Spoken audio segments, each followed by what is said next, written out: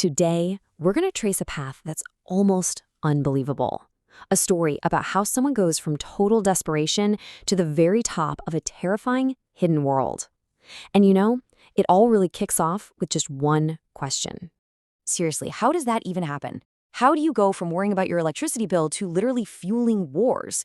It seems like this huge, impossible leap, right? But what our source material shows is that this whole journey, this complete transformation of a person, it doesn't start with some grand evil plan. It starts with just one decision, a single pivot point. And it's a choice that isn't made out of greed. Not at first, anyway. It's made because of the simple, crushing need to just survive. And the spark that lights that fuse? Well, it's a number that's almost laughably small. $1,000. That's it. That's the price of admission. The first payment on a life that will eventually be measured in millions of dollars and an absolutely immeasurable cost in human lives. So let's get into how this happens. Okay, so stage one is what we're calling the first compromise. This is where you become the trunk runner. Let's put you in these shoes. You feel like you're drowning. Every single bill is another wave crashing over your head. Then some friend of a friend throws you what seems like a lifeline. Just drive a car from point A to point B. Easy money. And yeah, you know it's shady, but the alternative, getting evicted, it just feels so much worse. You never open the trunk. You don't have to. You can literally smell it, that distinct scent of gun oil and cold metal. You feel the weight shift every time you hit a pothole. Every cop car you pass on the highway makes your heart hammer against your ribs. But you do it. You make the drop, and a thick envelope of cash gets shoved into your hand. And right here, this is the most important part. The very first lie you tell isn't to the cops or your parents, it's to yourself.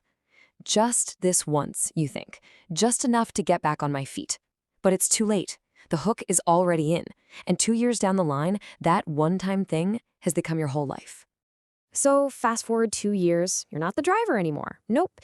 Now you're managing things, climbing the first few rungs on a ladder that goes to some very dark places. And this is when your brain starts to change. You stop thinking in terms of guns. You start calling them units. It sounds so sterile, doesn't it? It turns a tool of violence into just another piece of inventory, something you manage, something you move, like boxes in a warehouse. To even function, you have to split yourself in two. There's the you at home, the one who fixes a leaky sink and eats dinner with your family. Then there's the you at work, which is probably a storage unit under a fake name. And that you is fixing a jammed firing pin for some local heavy, managing a list of untraceable specialty items. Before long, the local stuff feels like small potatoes. You've graduated to the big leagues, international logistics. The risk is way higher, but somehow you feel even more detached. Moving a shipment of 500 rifles through a corrupt port just becomes routine. It's as normal as a Tuesday morning shift. And now you've reached the next level. You're what they call a fixer. You're not just moving guns anymore. You're selling something way more powerful. Asymmetric power.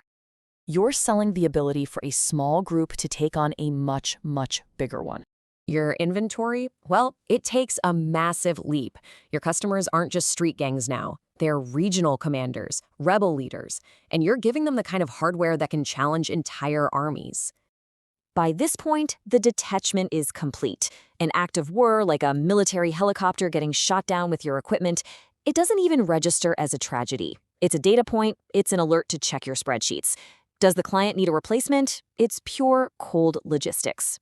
That person you were worried about rent, they're gone. You've made it, the top of the food chain. You're a war profiteer, moving pieces on a global chessboard.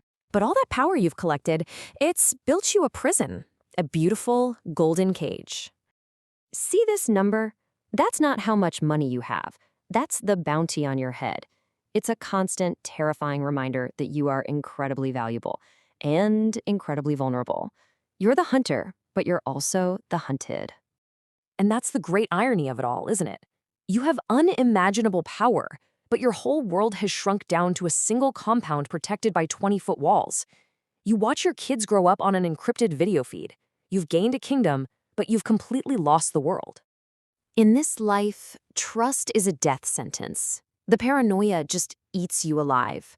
You start seeing enemies everywhere, even in the faces of people you've known for years. And eventually you act on nothing more than a suspicion. Because being wrong might get you killed, but being paranoid keeps you safe. The climb is over. There's nowhere else to go but down. And the fall? It doesn't start with a bang. It starts with a whisper. The end isn't some dramatic firefight. It's way quieter than that.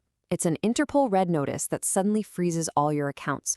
Or it's a loyal associate serving you a cup of tea that just tastes a little metallic. Betrayal. It's the last transaction you'll ever make. And what comes next isn't chaos. It's cold, sterile procedure. The capture, the blinding fluorescent lights of a supermax prison, the endless drone of legal appeals. A life of absolute, unchecked power ends in the most brutally regulated system on Earth. And sitting in that box, it finally clicks. You were never the king. You were just a part in a much bigger machine, a machine that runs on money and violence. The empire you thought you built, it was never yours. You were just another asset, completely disposable. And that's really the heart of it. The prison walls weren't built around you at the end. They started going up with that very first choice, with that first envelope of cash. The end was already decided way back in the beginning. The trap didn't close when they finally caught you. It closed the second you said yes. If you like this video, please drop a like and subscribe. Thank you.